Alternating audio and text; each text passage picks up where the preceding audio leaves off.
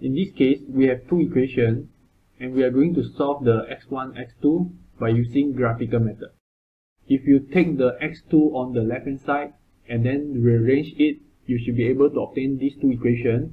And this is the format for linear graph, where you have the m slope and the intersect c. So this is the linear graph equation, x2 equal to mx1 plus c, where your m is equal to the slope, c is the intercept. And then you can plot the graph on the x2 versus x1. So if you have one equation, you have one graph. So if the slope is negative, then you obtain decreasing trend. If the slope is positive here, then you obtain increasing trend.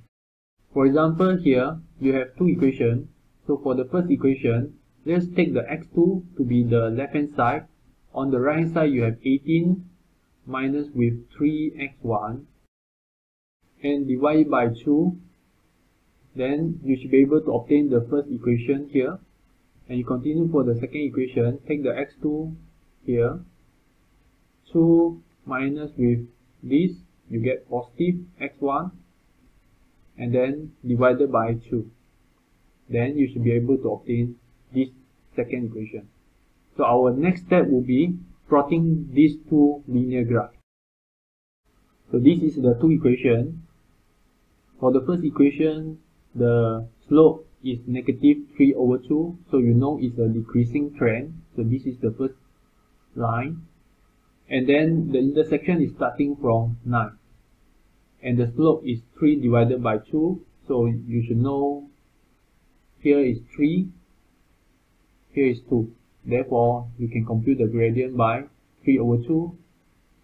And by using the same procedure for the second equation, you have the intercept 1 and the slope is 1 over 2. So 2 over here and going up by 1. Therefore, this is the slope. Then you can find the solution at the intersection point, because if you substitute x1 equal to 4 inside this formula, then you will get both of it equal to 3. So we can say this is correct solution. The solution should satisfy all the equations here. Therefore, the intersection point is the solution. Graphical method is very useful to understand the meaning of singular and ill-conditioned system. If you have the same slope, for example, for these two equations, if you convert to x2 format, you obtain the slope to be 1 over 2, to be the same for these two equations.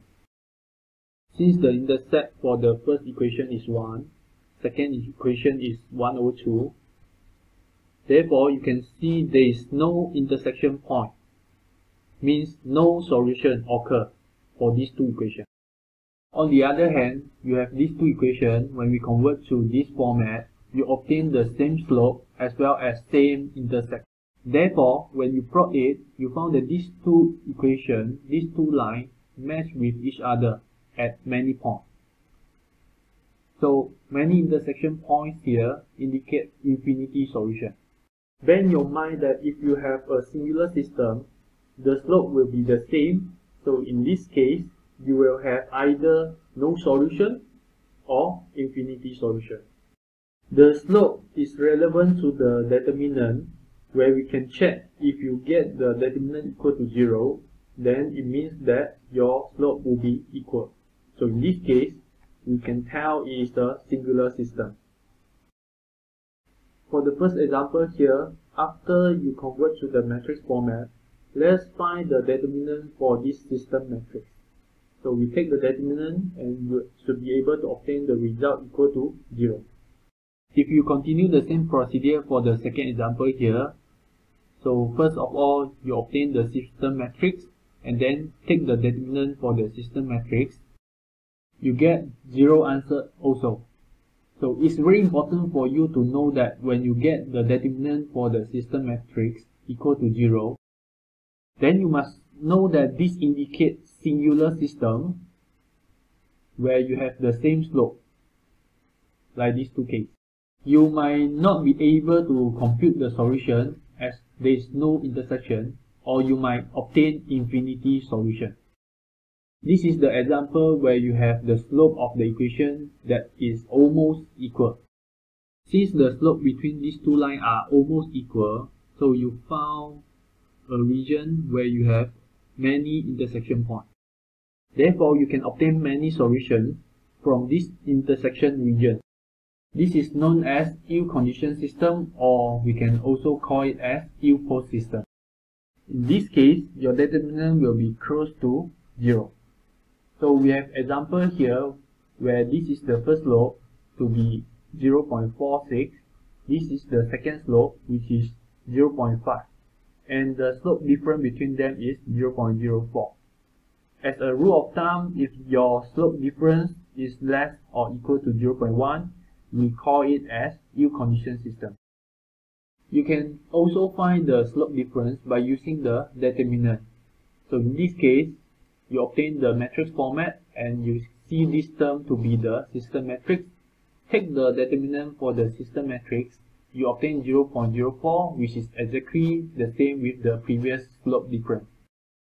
Since the slope is less than 0.1, therefore we can say it's very close to 0. It's very important for you to know that when you obtain the determinant of the system matrix to be very close to 0, so in this case, you will obtain the ill-conditioned system. As you can see, when you have the determinant close to 0, you obtain ill-conditioned system. And when the determinant is equal to 0, you obtain singular system. When you solve multiple linear equations, it's very important for you to check the system condition by using the determinant. Based on the determinant, you can tell whether you can get the solution or not. For example, if you get the determinant not equal to 0, then it's a well-conditioned system and we can always obtain good solution from it. When the determinant is close to 0, as a rule of thumb, which is close to 0.1 and below, so in this case, we still can obtain the solution, but the solution that you obtain is highly contaminated with the noise. Small error and small noise can be amplified into large error due to the ill condition during the inversion process, and it will give you wrong solution. So in this case, it might require advanced treatment such as singular value decomposition, Tikhonov method in order to improve the solution. If you have determinant equal to 0, you cannot find the solution at all, and you might have infinity solution and you don't know what is the unique true solution. You should always check the system condition first by using the determinant before you proceed to apply the inverse method. By understanding what kind of system it will be, you can plan the suitable strategy to solve it.